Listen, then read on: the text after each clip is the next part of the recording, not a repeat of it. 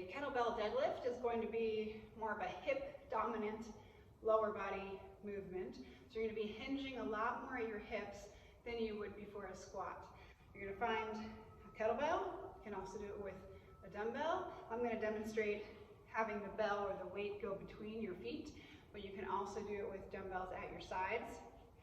Whatever it is, you want the weight to be kind of even with the arches of your feet. You don't want to let the weight get too far out in front of you. Start with about a hip width stance. It doesn't need to be really wide, so hip width or a little bit greater if that feels better for you. And the main goal of the movement is going to be to get your hips to go back.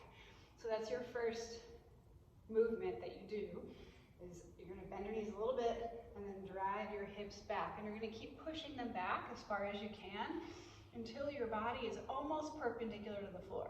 You don't want to go so low that your shoulders are below your hips because you'll get flexion through your spine. So find where your body stops as far as you can push your hips back, still maintaining a flat spine.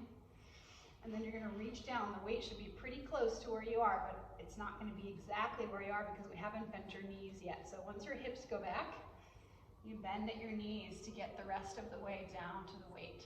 Still flat back. Engage through your core. Think about pushing away from the floor with your feet. And grab onto the weight. Get your shoulders down away from your ears. Drive through your whole foot until you're perfectly extended. Hips are squeezed. Knees are not locked out, but they're pretty straight.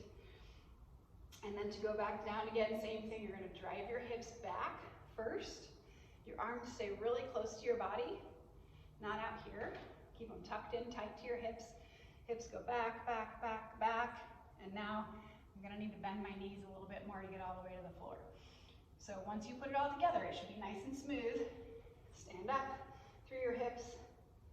Push your hips back, touch the floor. Your head should stay looking about 45 degrees out in front of you. Your arms in a nice straight line with the bottom, with the arches of your feet.